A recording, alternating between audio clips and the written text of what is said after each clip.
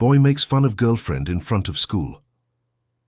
Little did he know her father was watching.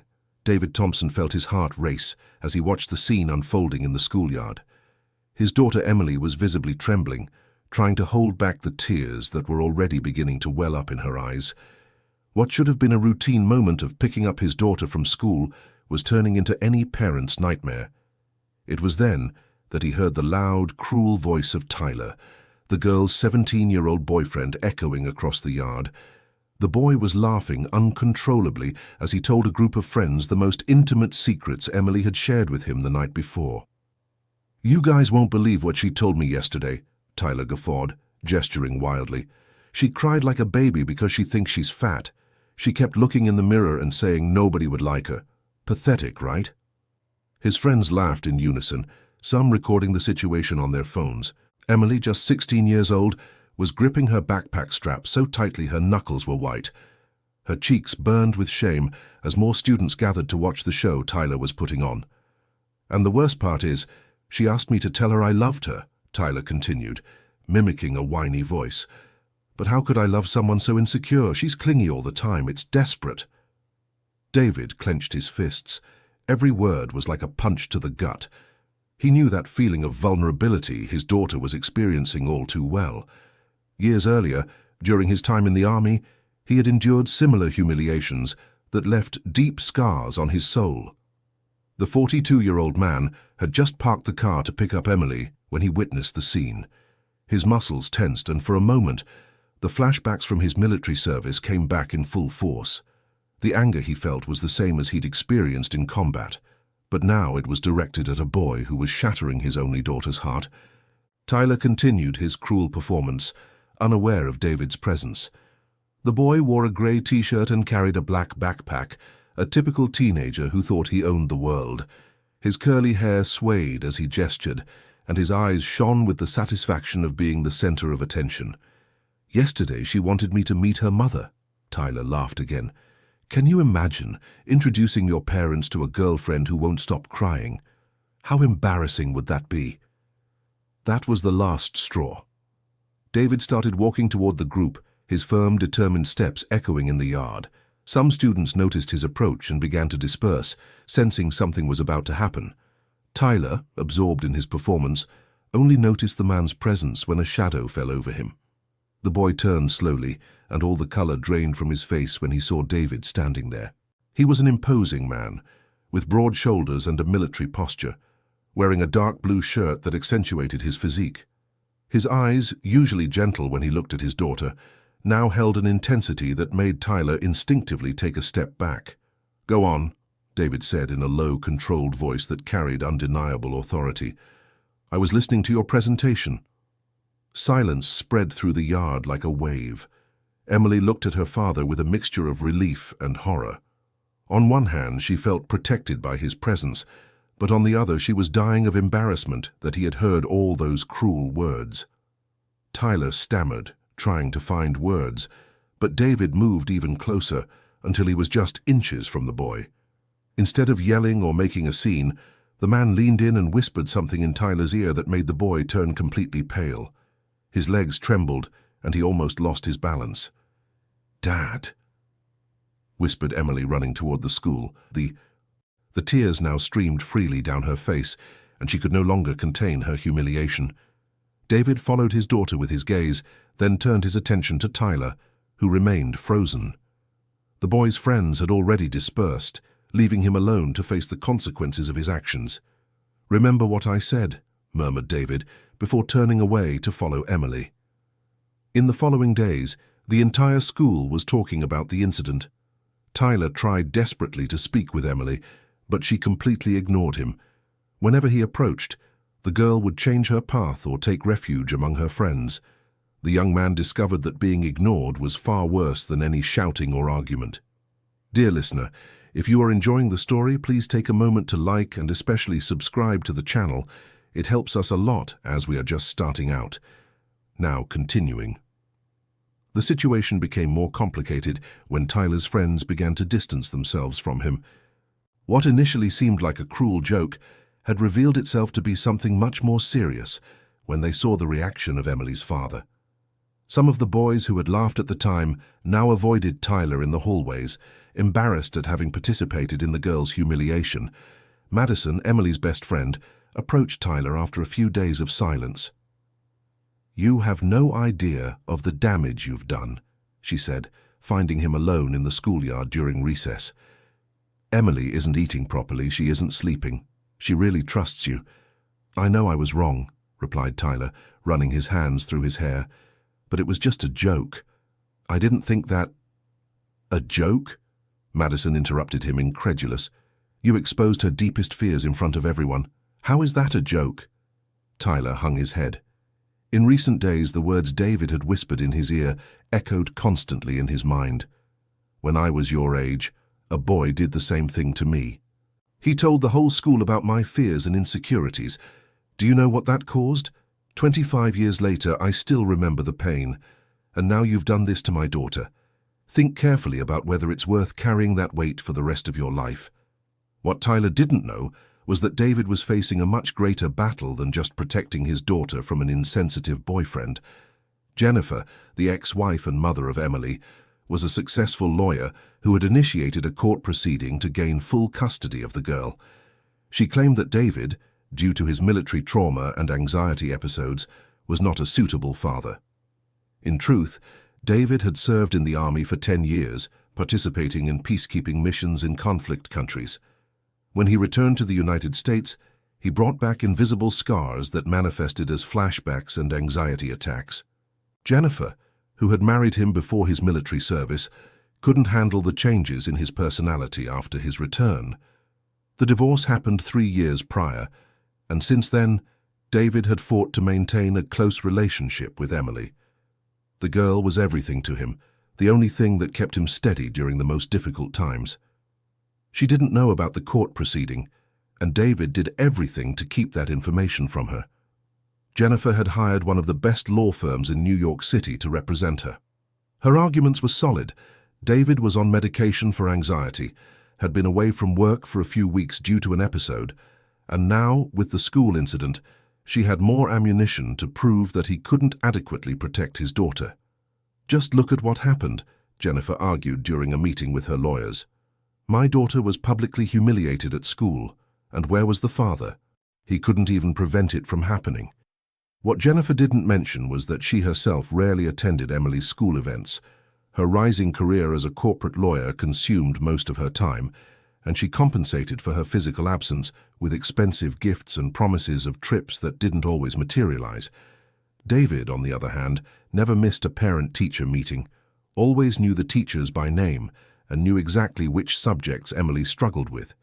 He was the one who picked her up from school every day, who helped her with her homework and who stayed up with her when she had nightmares.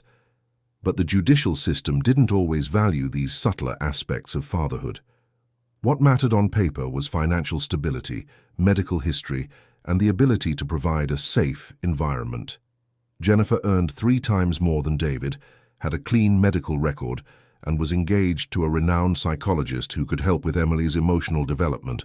Dr. Richard Miller was Jennifer's new boyfriend, a successful 50-year-old man with a thriving practice in the Upper East Side. He had met Jennifer through a mutual client and quickly became interested in both her and the possibility of forming a structured family with Emily. Richard had a very specific view on child-rearing based on his psychological theories and years of clinical experience. He believed that David represented an unstable father figure for Emily, especially considering his mental health problems. "Children need predictability," Richard explained to Jennifer. "Your ex-husband's military trauma creates an environment of constant tension. Emily needs emotional stability to develop properly." What Richard didn't know was that Emily loved the relationship she had with her father. David treated her as a whole person, respected her opinions, and always encouraged her to express her feelings. With her mother, the girl felt she had to be perfect, always well-behaved and without any problems that might interfere with Jennifer's professional schedule. Meanwhile, at school, Tyler continued trying to get close to Emily. He had realized that his social life had plummeted drastically after the incident. Girls who used to flirt with him now saw him as cruel and insensitive. Teachers who had a good impression of him began treating him with more coolness. The principal even called him in for a talk about appropriate behavior and respect for classmates. The penny only dropped completely when Tyler found out, through Madison, that Emily had developed such an intense anxiety attack that she needed to be seen by the school nurse. The girl had felt sick during a physical education class, experiencing shortness of breath and tremors, when some classmates commented on the video circulating on social media. Yes, someone had recorded part of the public humiliation and posted it in a school group. The video showed Tyler laughing while Emily cried in the background, and it quickly spread among the students. Every view was like a new stab in the girl's heart. David found out about the video when Emily came home particularly downcast on a Friday. She tried to hide it, but he noticed something was wrong. After much affection and patience, she told him about the video, showing it on her phone with trembling hands. David's reaction was controlled but internal. He watched the entire video, seeing his daughter being humiliated and knowing that image would be on the internet forever. His first reaction was anger, a deep anger that made his hands shake. Then came sadness upon realizing how much it was affecting Emily. "Dad, everyone is going to see this," Emily whispered, resting her head on his shoulder. "How am I going to go back to school?" David Thompson hugged his daughter tightly, feeling the weight of responsibility to protect her in a world that sometimes seemed so cruel. He knew he needed to do something, but he also knew that any overly strong reaction could be used against him in the custody proceedings. That night, after Emily went to sleep, David stayed awake, thinking about everything that was happening. He looked at the custody documents scattered on the kitchen table, read Jennifer's arguments again, and felt a tightness in his chest at the thought of possibly losing daily contact with his daughter. On Saturday morning, something unexpected happened. Tyler showed up at David's house, nervous and clearly having slept poorly. The boy had spent the entire night thinking about what Emily's father had said, and he finally understood the depth of what he had done. David answered the door and found Tyler standing on the sidewalk, visibly upset. "Mr. Thompson," Tyler began, his voice choked up, "I need to talk to you." "Emily doesn't want to talk to you," David replied, keeping the door partly closed. "I know. I didn't come to talk to her. I came to talk to you. Please." David watched the young man for a few seconds. Tyler seemed to have lost weight. His dark circles were deep, and his hands were shaking slightly. There was something different about him, a seriousness that wasn't there before. "Come in," David said, opening the door completely. The two sat down in the living room and Tyler began to speak hurriedly. "I haven't been able to sleep since that day. I can't eat properly. I can't stop thinking about what I did to Emily. You said someone did that to you when you were young, and I don't want to be that person." David remained silent, watching the boy emotionally break down. "My parents are fighting because of me. My mother said she's ashamed of me. My father said I'm not a real man because I don't know how to respect a woman." "And what do you want to do about it?" David asked calmly. "I don't know," Tyler burst out. "I wish none of this had happened. I wish I could go back in time and be a better person." It was at that moment that David saw something that reminded him of himself many years earlier. It was the same expression he had when he realized he had deeply hurt someone during his early years in the army. The same feeling of genuine regret mixed with despair. "Tyler," David said, leaning forward, "do you want to know what really happened to me when I was young?" The boy nodded, wiping his eyes with his shirt sleeve. "I was 17, like you. I liked a girl, and I told my friends about a very personal conversation I had with her. The intimate details, her fears, everything. I thought I was being cool, showing that I was experienced." Tyler swallowed hard, recognizing his own story. The next day she found out, and you know what she did? She never spoke to me again. She changed classes, changed her group of friends, changed her whole life so she wouldn't have to see me. I lost the best person I had ever met because of my immaturity. What did you do? Nothing. I did nothing because I didn't know what to do. And you know what the result was? I carried that guilt for years. When I joined the army, when I got married, when Emily was born, I always remembered that girl and how I hurt her. David paused, observing the effect of his words on Tyler. "The difference is that you are here. You recognize the mistake and want to do something. That already puts you in a much better position than I was in back then. But how do I fix this? How do I show Emily that I've changed? First, you need to really change. It's not about winning her back, Tyler. It's about becoming a better person. If you're doing this just to win back my daughter, you're going to make a mistake again. At that moment, David Thompson had an anxiety attack. His hands began to tremble, and he felt the familiar sensation of being short of breath. Tyler, who was absorbed in the conversation, immediately noticed the change in the man's behavior. "Mr. Thompson, are you all right?" David tried to control his breathing, but the attack was intensifying. It was a combination of the stress from the legal proceedings, the worry about Emily, and now this intense conversation with Tyler that had triggered the traumatic memories. Surprisingly, Tyler knew exactly what to do. His paternal grandfather had suffered from similar anxiety attacks before he passed away, and the boy had learned basic relaxation techniques. "Mr. Thompson, look at me," said Tyler in a firm but gentle voice. "Let's breathe together. Breathe in slowly with me. 1, 2, 3, 4. For 15 minutes, Tyler helped David control the anxiety attack, applying breathing techniques and keeping him focused on the present. When David finally calmed down, there was an expression of surprise and gratitude in his eyes. "How did you know what to do?" "My grandfather had similar attacks," explained Tyler. "I used to stay with him during vacations, and I learned how to help.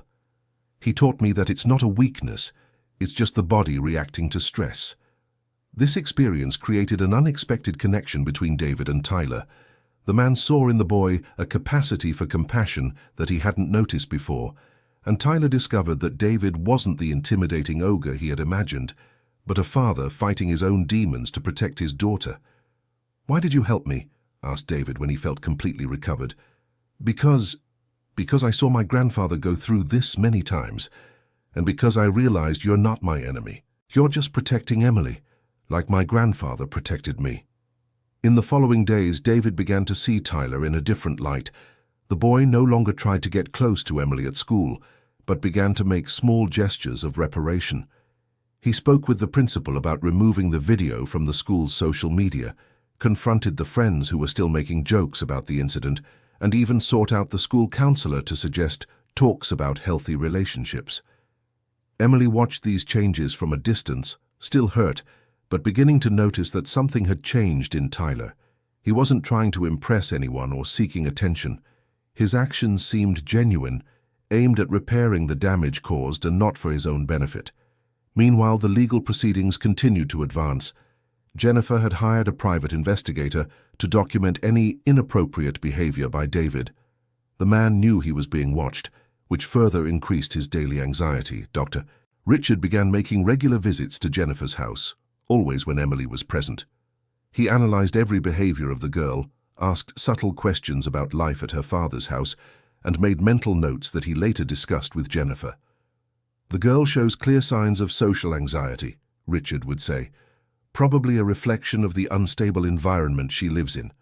With time and proper therapy, we will be able to reverse these patterns."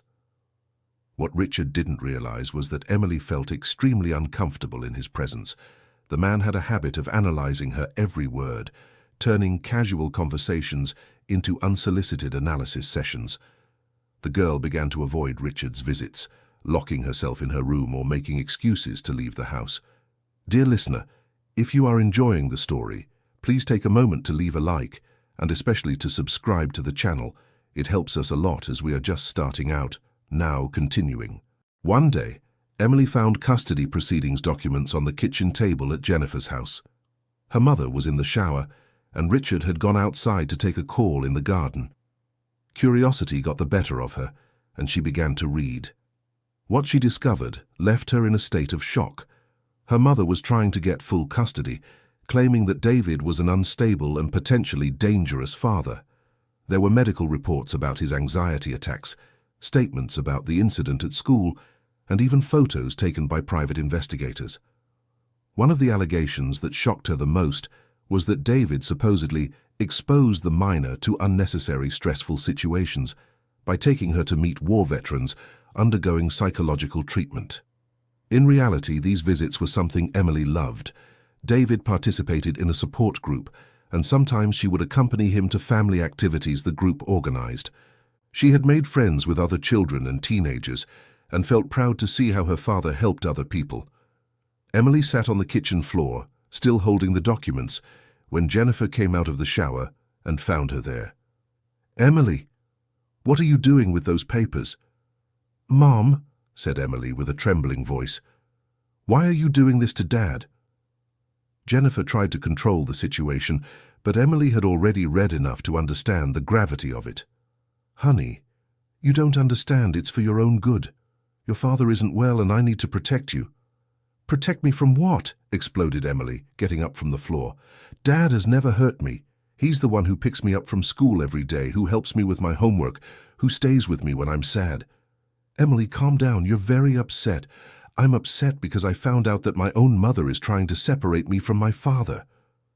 Richard entered the kitchen at that moment, hearing the shouts. "What's going on here?" "Nothing that concerns you," shouted Emily, surprising everyone with her explosive reaction. "You're not my father, and you have no right to have an opinion about my life." "Emily," scolded Jennifer, "apologize to Richard right now." "I won't apologize for telling the truth. You want to take custody away from Dad just so you can marry him and pretend we're a perfect family, but I don't want that." The argument continued for a few more minutes, until Emily ran to her room and locked herself inside. She called David, crying uncontrollably, and told him everything she had discovered. David was devastated to learn that Emily had found out about the lawsuit in this way. He had planned to tell her when the time was right, in a careful and age-appropriate manner. Now the girl was traumatized and feeling responsible for the situation. "Dad, I don't want to live only with Mom," cried Emily on the phone. "Please don't let her take me away from you." "Sweetheart, listen to your dad. This is not your fault and we will sort it out, okay? I'm coming to get you now, and we'll talk calmly." When David arrived at Jennifer's house, he found a tense situation. Richard was trying to calm Emily through the bedroom door, applying psychological techniques that only made her more irritated. Jennifer was nervous, realizing she had lost control of the situation. "I've come to get my daughter," said David when Jennifer answered the door. "She's having an emotional crisis. Perhaps it's better for her to stay here to calm down." "Jennifer, she called me asking for help. I'm her father too." Richard approached, assuming a professional posture. "David, as a psychologist, I can affirm that Emily is in a state of emotional instability that could be worsened by a change of environment. The ideal would be—" "With all due respect, Doctor," interrupted David, "you are not my daughter's psychologist, and she clearly doesn't feel comfortable in your presence. That's just natural resistance to a substitute father figure. In time—" "I don't need a replacement because I'm not going anywhere," said David firmly. The argument was interrupted by Emily, who came out of the room upon hearing her father's voice. "Daddy!" She ran into David's arms, still in tears. "It's all right, sweetie, let's go home." "No, David," said Jennifer. "She stays here until we get things settled legally." "Mom, please," begged Emily. "I just want to go to Dad's house today, please." The standoff continued until Richard made an observation that completely changed the dynamic of the situation. "Emily, this exaggerated reaction you're having could be a sign that you need more intensive psychological support. Maybe we should consider anxiety medication." Emily stopped crying instantly and looked at Richard with an expression of pure shock. "You want to medicate me because I'm sad about finding out my mum wants to keep me away from my dad?" "It's not exactly like that, Emily. But intense emotional reactions can be controlled with—" "Are you recording this conversation?" Emily asked suddenly, noticing Richard fumbling with his phone. There was a moment of awkward silence. David and Jennifer looked at Richard, who tried to hide the device. "Richard," said Jennifer slowly, "were you recording?" It's for therapeutic purposes. Documenting behaviors can help with treatment." "You were recording a private conversation of my family." David's voice was dangerously low. "Without everyone's consent," added Jennifer, her experience as a lawyer taking over. Richard realized he had made a serious mistake. Recording private conversations without consent wasn't just unethical, but also illegal. And he had done it in his girlfriend's house involving a minor.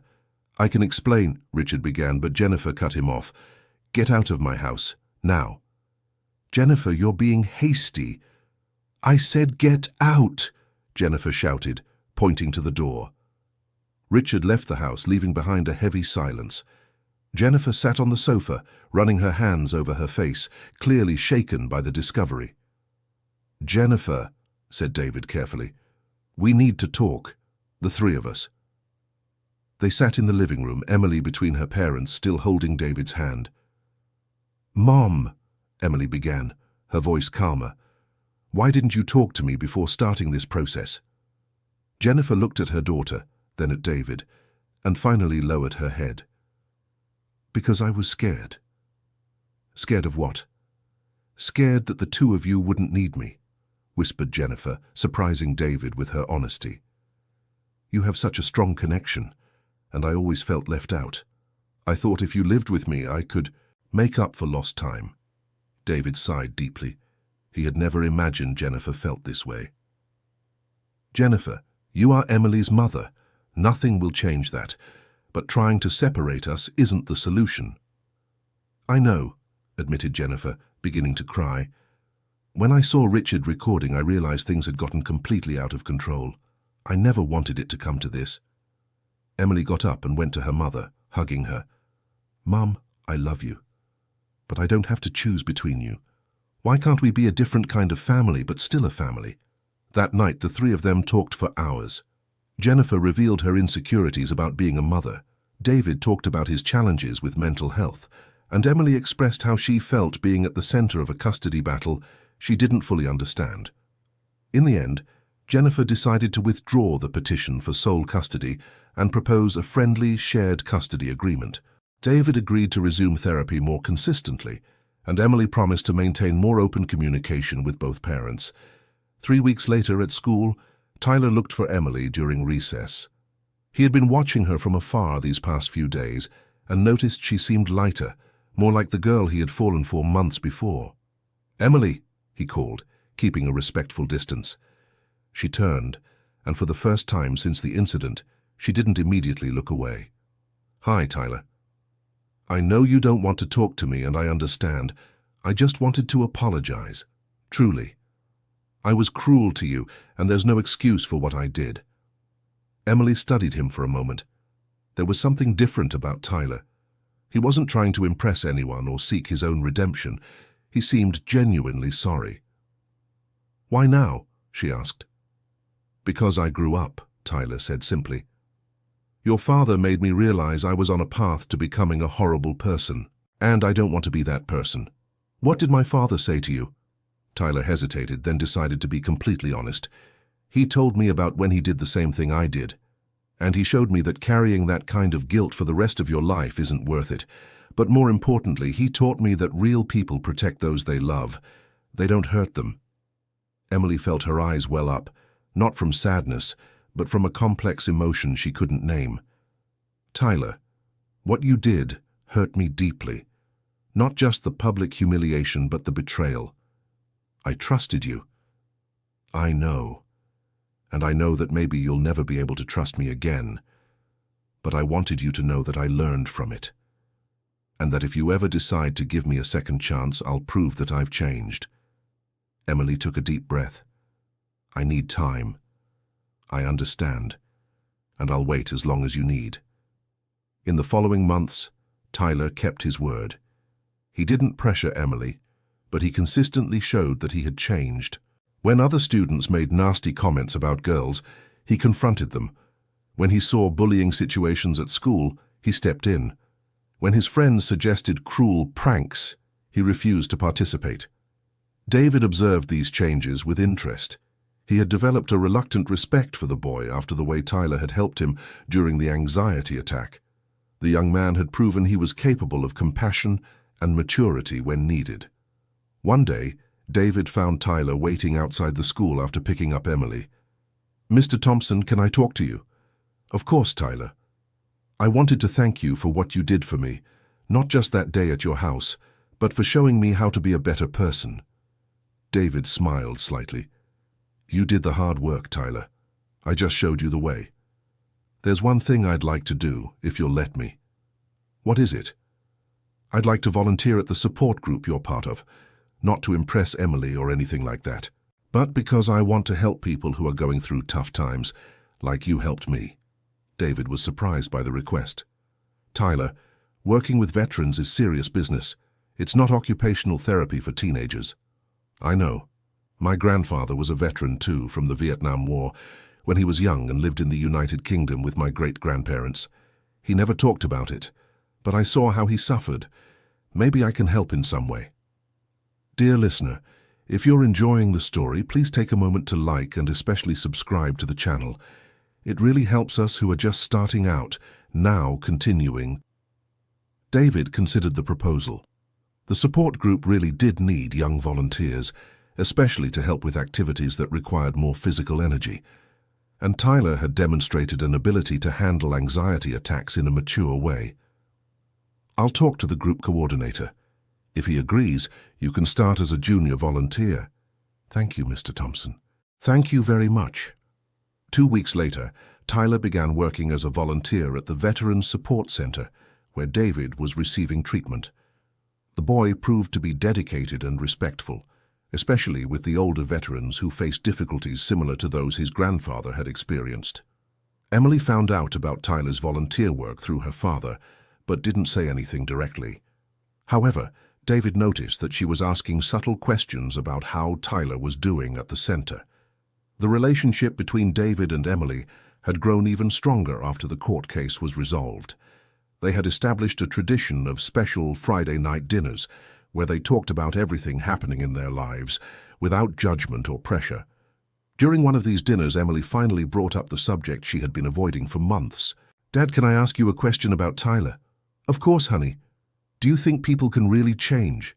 David thought carefully about his answer. I think people can change when they truly want to and when they're willing to do the necessary work. But real change takes time and it needs to be consistent. And do you think he has changed? What I think doesn't matter, Emily. What matters is what you think and whether you feel safe with the changes you've observed. Emily played with the food on her plate for a few minutes before continuing. Madison told me that he stopped some boys from doing to Olivia in the 9th grade the same thing he did to me. He even got a scolding from the teacher for getting involved in the situation. And what did you think about that? That maybe he really did learn something? David nodded, hoping his daughter would continue. But I still don't know if I can trust him again. What if he's just pretending? What if he goes back to being the way he was once he gets what he wants? Those are valid concerns, honey. Trust is something that's built slowly, and once broken, it's even harder to rebuild. Do you trust him? I trust that he's trying to be a better person. Whether he'll be able to maintain that in the long run, only time will tell. That same week, something happened that definitively tested Tyler's changes. During a soccer championship at school, Tyler was playing when he heard some boys from the opposing team making cruel comments about Emily, who was in the stands with her friends. The comments were the same kind that Tyler had made months before, mean, personal, intended to humiliate and belittle the girl. The difference was that now Tyler was hearing it from the outside, and he realized how disgusting those words sounded. Without a second thought, Tyler stopped in the middle of the game and confronted the boys who were making the comments. "You're going to stop that right now," he said with a firmness that surprised everyone. "Relax, Tyler, it's just a joke," replied one of the boys, "like you've never talked badly about a girl." "I have, and it was the worst thing I've ever done in my life. So you're going to stop now or I'm going to make you stop." The situation was escalating, and other players began to gather. The physical education teacher interrupted the game to understand what was happening. Tyler explained the situation to the teacher, risking being labeled a snitch by his peers. The boys who were making the comments were punished, and Tyler received a warning for disrupting the flow of the game. But he didn't mind. Emily saw the whole situation from the stands. She realized that Tyler had risked his own reputation and position on the team to defend her, even knowing that she might never find out what had happened. After the game, Emily went to see Tyler in the locker room. "Can I talk to you?" Tyler was surprised to see her there, especially after what had happened during the game. "Sure. Madison told me what happened during the game. Why did you do that? Tyler wiped the sweat from his face with a towel before answering.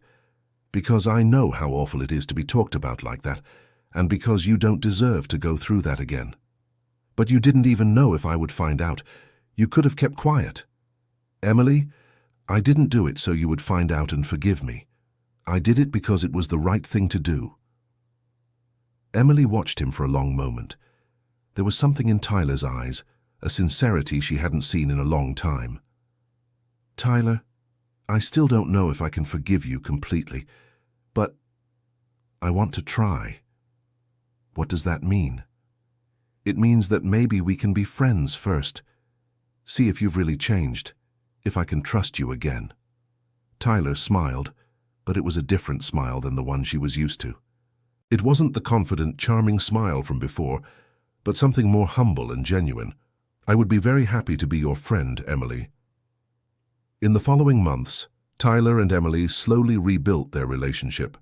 They talked at school, worked on group projects together, and occasionally went out with other friends. Tyler never pressured for more intimacy, and Emily began to relax in his presence. David Thompson watched this rebuilding with interest and a certain fatherly concern. He wanted Emily to be happy, but he also wanted to protect her from being hurt again. One day, Tyler asked to speak with David in private. "Mr. Thompson, I'd like to ask your permission for something." "What is it, Tyler?" "I want to ask Emily to be my girlfriend again, but only if you think I deserve a second chance." David was surprised by the boy's formal and respectful approach. "Tyler, that's not a decision I can make for her. Emily is the one who decides who she wants to date." "I know, but her respect for me is connected to her respect for you. If you think I still don't deserve a second chance, I'll keep working to earn it." David studied the young man in front of him. The Tyler who stood there was completely different from the arrogant boy who had humiliated his daughter almost a year before. There was maturity in his words, humility in his posture, and sincerity in his eyes. "Tyler, you hurt my daughter very badly. As a father, that's hard to forget." "I understand, sir, and I will never forget it either, but I learned from my mistakes and I can promise I will never treat her with disrespect again." "Promises are easy to make, Tyler. What can you offer me besides words?" Tyler thought for a moment. "My story, Mr. Thompson.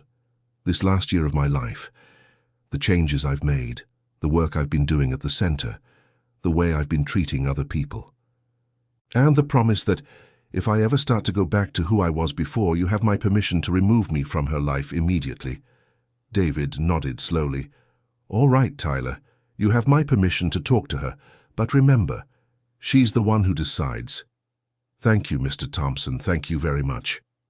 A few days later, Tyler invited Emily for a walk in the park they used to go to when they were dating. It was a place full of memories, both good and bad. They walked in silence for a few minutes before Tyler gathered the courage to speak. "Emily, I wanted to ask you something, but if you're not ready or you don't want to, that's perfectly fine." "What is it?" "Do you think it would be possible for us to be boyfriend and girlfriend again?" Emily stopped walking and looked at him. "Why do you want that, Tyler?" "Because I learned to truly love you. Not the selfish love I felt before, but a love that wants to see you happy, even if it's not with me. But if you give me a chance, I can promise I will treat you the way you deserve to be treated." "And how do I deserve to be treated?" "With respect, with affection, with trust, like someone I love, and not like a trophy I want to show off to others." Emily sat on a park bench, and Tyler sat down beside her, keeping a respectful distance. "Tyler, I learned a lot this past year, too. I learned that I deserve to be treated well, that I don't have to accept disrespect from anyone, and that trust is something very valuable. I agree with all of that. So you understand why it's so hard for me to trust you again?" "I understand. And I won't pressure you for an answer today, or tomorrow, or next week. I just want you to know that if you decide to give me a second chance, I will value it the way I should have valued the first one." Emily looked at the lake in front of them, where a few families were feeding the ducks. It was a peaceful scene that contrasted with the intensity of the conversation they were having. "If I say yes," she said finally, How will I know that you won't hurt me again? You won't know, and I understand that. The only thing I can do is prove to you every single day that I've changed, and to accept that if I show any sign of going back to who I was, you have every right to end things with me immediately. Emily turned to face him. And you would be willing to accept that condition? Yes, because I know it's what I deserve after what I did. Emily took a deep breath. Then, yes. I want to try again. But slowly, Tyler. Very slowly. Tyler smiled, and this time Emily smiled back. Thank you for giving me a second chance, Emily. I promise I won't waste it. They started dating again, but the relationship was completely different from what it had been before. Tyler treated Emily with a respect and care she had never experienced. He asked about her feelings, respected her boundaries, and never again shared intimate aspects of their relationship with other people. David observed the new relationship carefully, but gradually began to trust the changes in Tyler. The young man continued his volunteer work at the center, had improved his grades at school, and treated Emily in a consistently respectful manner. Jennifer, who was initially skeptical about Tyler coming back into Emily's life, also began to notice the changes in the young man. During family dinners, she observed how he treated her daughter, how he talked about the relationship, and how he demonstrated emotional maturity. 1 year after the original incident, David was invited to speak at a lecture about healthy relationships at Emily's school. It was part of a bullying prevention program the school had implemented. During his talk, David shared his own experience of having made similar mistakes in his youth and how it had affected him throughout his life. He spoke about the importance of treating others with respect, especially in intimate relationships, and about how words can cause wounds that last much longer than physical ones. Tyler was in the audience, along with other students, and felt every word David said as if it were directed specifically at him. When David finished his presentation, Tyler raised his hand to ask a question.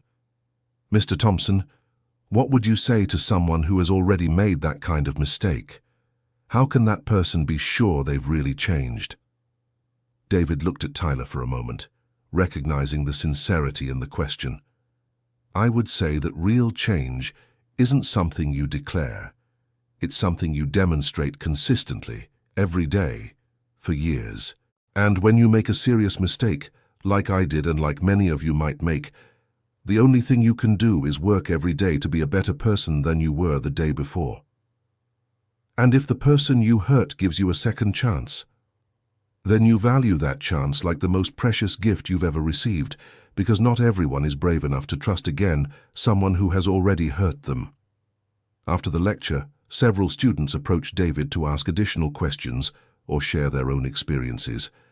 Tyler waited until everyone had left to approach him. Mr. Thompson, I wanted to thank you for the lecture and for everything you've done for me. Tyler, you did the hard work. I just offered a different perspective. Even so, if it weren't for you, I probably would have continued being a bad person. David put his hand on the young man's shoulder. Tyler, you weren't a bad person. You were an immature young man who made a serious mistake. The difference is that you chose to learn from that mistake instead of ignoring it. Can I ask you a personal question? Of course. Were you ever able to forgive yourself for what you did when you were young? David smiled sadly. You know, Tyler, for many years I carried that guilt like a constant weight. But seeing you change, seeing how you treat my daughter now, somehow helped me forgive my younger self too. How so? Because I realized that if you could change, then maybe the boy I was could have changed too, if someone had given me the right guidance at the time. A few months later, David was invited to be a regular speaker for a statewide program on bullying prevention and healthy relationships. His work at the Veterans Center had also expanded, and he now coordinated programs that involved veterans' family members. Tyler continued his volunteer work and had become one of the most respected volunteers at the center. Several veterans had commented on how the young man had a special ability to connect with people going through emotional crises. Emily had become a student leader at school, often sought out by other students who were experiencing bullying or abusive relationships. Her personal experience, combined with her compassionate nature, made her a natural counselor for her peers. The relationship between Tyler and Emily remained strong. They had learned to communicate honestly and respectfully, and had built a relationship based on mutual trust and genuine respect. In his senior year of high school, Tyler decided he wanted to study psychology in college. His experience at the Veterans Center and his own personal transformation had sparked an interest in helping other people overcome trauma and behavioral changes. Emily, inspired by her father's work and her own experience, decided she wanted to study law, focusing on human rights and protecting victims of psychological violence. David was proud to see how his daughter had transformed a traumatic experience into motivation to help others. Jennifer, who had rekindled a closer relationship with her daughter after the end of her relationship with Richard, also supported Emily's choices. On high school graduation day, David was in the audience watching Emily receive her diploma. Tyler was also graduating, and when it was his turn to go on stage, he looked for David in the audience and gave a discreet wave, a gesture of gratitude. After the ceremony, the families gathered to celebrate. David, Jennifer, Emily, and Tyler were talking when the school principal approached the group. "Mr. Thompson, I wanted to thank you once again for the lectures you gave this year. We received a lot of positive feedback from students and teachers. It was my pleasure to help.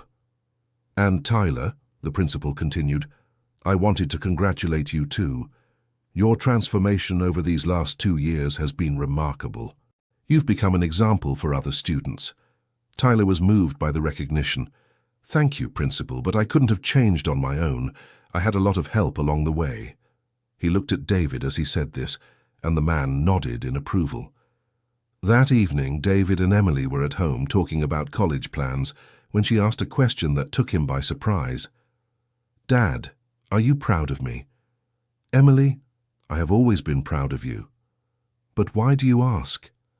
"Because sometimes I think about what would have happened if you hadn't shown up at school that day, if you hadn't talked to Tyler, if things had been different." David sat down next to his daughter on the couch. "Sweetheart, me showing up at school that day wasn't what changed things. What changed everything was your courage to forgive, Tyler's determination to change, and our family learning to communicate better." "But do you think all of that had to happen? Did I have to go through all that humiliation for us to learn these lessons?" David thought carefully about his answer. "I don't think you had to go through that, Emily. No one deserves to be humiliated or disrespected. But since it happened, I am proud of how you turned that experience into something positive." "And do you think Tyler has really changed? Or do you still have doubts?" "You know, honey, at first I had many doubts. But after 2 years of watching his actions, talking to him, seeing how he treats you and how he treats other people, I believe his change is genuine. I believe it too. And you know what's funny?" "What?" "I think I've changed a lot too. Before, I was very insecure, always seeking approval from others. Now I know who I am and what I deserve." David hugged his daughter. "That is the most important lesson you could have learned, Emily."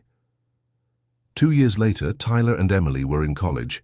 Tyler was studying psychology and had specialized in therapy for teenagers. Emily was in law school and was interning at an organization that assisted victims of domestic violence. They were still dating, but now with the maturity of young adults who had learned valuable lessons about respect, trust, and forgiveness. David had become a national reference in rehabilitation programs for veterans and also coordinated workshops on responsible fatherhood and healthy relationships. His work had helped hundreds of families overcome conflicts and trauma. Jennifer had found a better balance between her career and her personal life and now maintained a very close relationship with Emily. She often commented on how proud she was of the maturity and wisdom her daughter had developed. One Sunday afternoon, David, Jennifer, Emily, and Tyler were having lunch together, a tradition they had developed in recent months. The conversation was light and relaxed when Emily made an announcement that surprised everyone. "Everyone, Tyler and I have some news to share." Everyone stopped eating and looked at her expectantly. "We've decided we want to get married after graduation." There was a moment of silence, then Jennifer shouted with joy and hugged her daughter. David smiled and shook Tyler's hand. "Mr. Thompson," Tyler said, I wanted to formally ask for Emily's hand in marriage. Tyler, I would be honored to call you my son-in-law, but you already have the most important answer, which is Emily's. Even so, your approval means a lot to both of us. David looked at the young man who had transformed from a cruel teenager into a respectful and responsible man. Tyler, you have my blessing. But more important than that, you have my trust that you will take good care of my daughter. Thank you, Mr. Thompson. I promise I will. Don't promise me, David said with a smile. Show me, as you have shown for the last 4 years. Emily stood up and hugged her father. Thank you, Dad, for everything. For protecting me that day, for giving Tyler a second chance, for teaching us about forgiveness and change. Daughter, you're the one who taught me about these things. I was just trying to be a good father. You are the best father in the world, said Emily with tears in her eyes. 6 months later, David was helping Tyler adjust his tie before the wedding ceremony. Nervous? Asked David. A little, admitted Tyler. But it's a good kind of nervous. I can hardly believe I'm here about to marry Emily. You deserve this happiness, Tyler, both of you do. Mr. Thompson, I wanted to tell you something before the ceremony. What is it? Thank you for not punching me that day at school. David laughed. Believe me, I thought about it. What stopped you? The look on Emily's face. I realized she didn't need me to be violent. She needed me to be wise. And you were. You completely changed my life. No, Tyler, you changed your own life. I just offered a different perspective. The ceremony was simple but moving. When it was time for David to walk Emily down the aisle, he hugged her tightly and whispered in her ear, I love you, daughter, and I am so proud of the woman you've become. I love you too, Dad. Thank you for being my strength when I needed it most. David placed Emily's hand in Tyler's, and for a moment, the three of them looked at each other, remembering the entire journey that had brought them there. During his wedding speech, Tyler talked about second chances, forgiveness, and the importance of having people in your life who challenge you to be better. He gave special thanks to David, who had shown him that true masculinity isn't about humiliating others, but about protecting and respecting those we love. Emily, in her speech, talked about how learning to forgive had been one of the hardest, but also most liberating lessons of her life. She thanked her parents for showing that families can take different forms and still be sources of love and support. End of story. Now tell me, what did you think of this story of overcoming and forgiveness? Do you believe people can really change like Tyler did? Leave your honest comment about which part moved you the most and where you're watching from. If you know someone who has been through a similar situation, share this story. Don't forget to like and subscribe to the channel for more heartwarming stories.